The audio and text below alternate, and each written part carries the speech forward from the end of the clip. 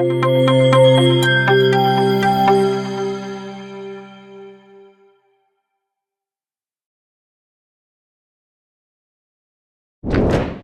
this vlog, I am going to show you the implementation of chaining of API calls using Flutter in your Flutter application. So in our previous tutorials, we have implemented API calls parallelly, but there is no any direct connection between one API call and another API call. So in the application development, sometimes you also require to make use of the result of a particular API call and provide it as a parameter to the second API call. So to handle these particular scenarios, this particular tutorial will help you in understanding how to implement a chaining of API calls in an easiest way possible. So now we have got these three methods which I have declared in our previous tutorial, and the code for this particular tutorial I will be providing in the description section below, and the link for the previous tutorial also I will be providing in the description section below, and I suggest you to watch them before getting started with this particular tutorial. So now let's try to make use of the same code, and we have got like fetch data 1, right? So fetch data 1 dot, here I am specifying then here, and when we specify fetch data 1 dot then, here you could see we have got a value, and now we need to make use of this particular value, and I'm going to quickly show you what this value is.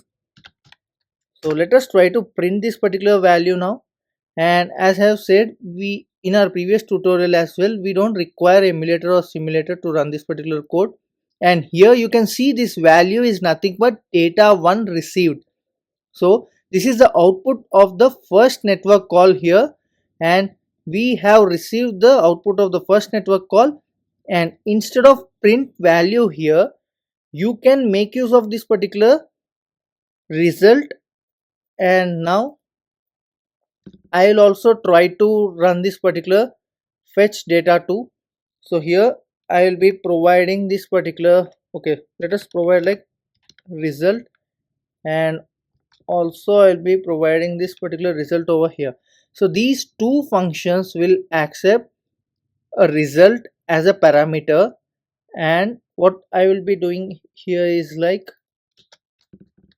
so let us specify, okay, result and space data to received. So let us add a hyphen as well to make a separation, and also the same thing I will be doing for this particular data 3 as well. So now quickly try to run this particular function fetch data 2, and now we cannot directly print this particular value. So if we print directly like this, we'll just try to print the instance of this particular method. So again we need to make use of then here, and here this particular then we got the value again. So you can print this particular value now, and let's try to print this value and observe the output one. So here you will be getting the combination of first method and second method, yes. So here we have received data 1 received and data 2 received. So here if you observe, the first API call is being completed and this particular information is passed to the second API call, and even the second API call is being completed, and here I can say clearly is like first API call is done and second API call is done, and here the data is being processed. So you can also make use of this particular fetch data 3 and try to chain this further and try to print the result hyphen data 3 received as well. So in the same way as we did over here. So in this way you can try to chain the API calls, multiple API calls you can chain, and also you can process them. So sometimes you receive multiple information and you need to process all the information and try to display on the user screen, right? So even you can create one more method similar to that, and there you can process info. So this particular method you can process, and even that particular method you can mark like async and await. So here we just have a string like, okay, I will quickly even show you that. And here quickly we can turn this particular future data 3 as well into the process block here, and you can specify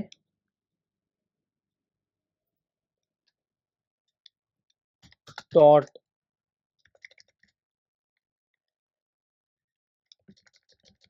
here you can specify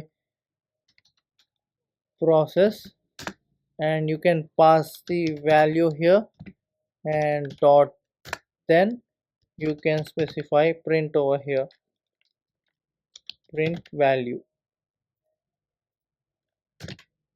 So that's it.